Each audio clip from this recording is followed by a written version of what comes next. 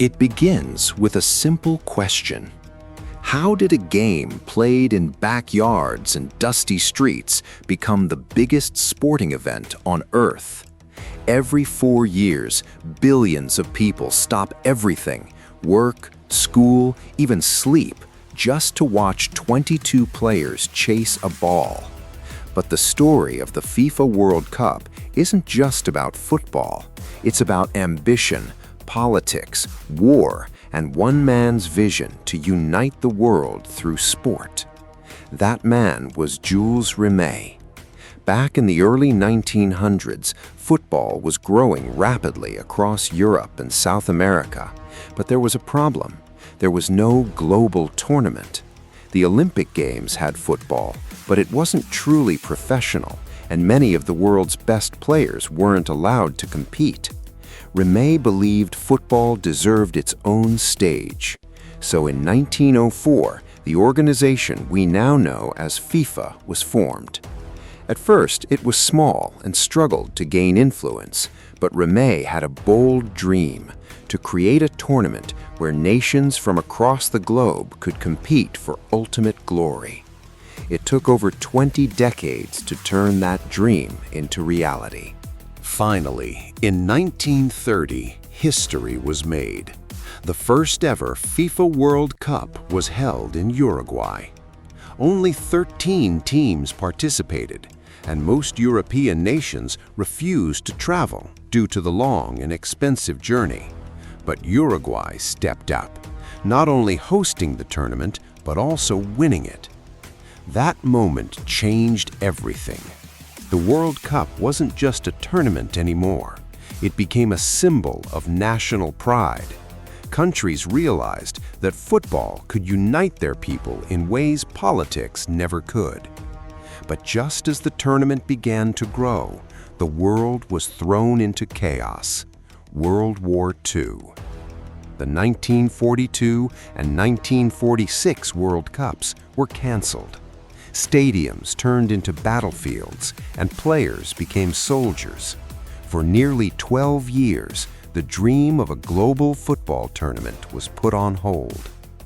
When the World Cup finally returned in 1950, it wasn't just a sporting event. It was a sign that the world was healing. And what a return it was.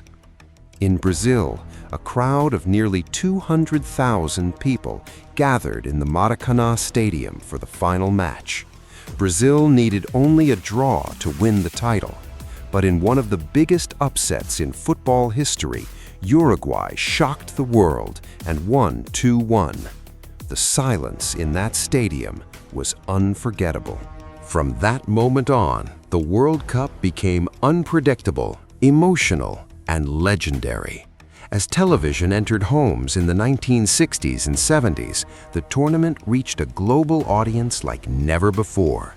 Players became icons. Names like Pelé, Maradona, and later Zidane and Ronaldo weren't just athletes, they were global superstars. Each tournament brought unforgettable moments. Pelé's brilliance, Maradona's hand of God, Zidane's headbutt. These weren't just highlights, they were stories that defined generations. But behind the magic, the World Cup also reflected the world's struggles. Politics often found its way into the tournament. From Cold War tensions to controversies over hosting rights, the competition wasn't always just about football. Yet somehow, every 4 years, the game managed to rise above it all.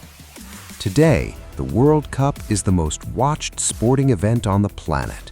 Over 200 nations compete in the qualification rounds, all chasing one dream: to lift that golden trophy.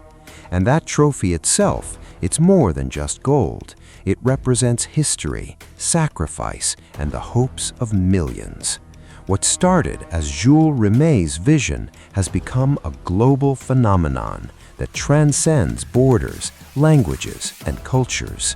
But here's the most incredible part. The World Cup is still evolving.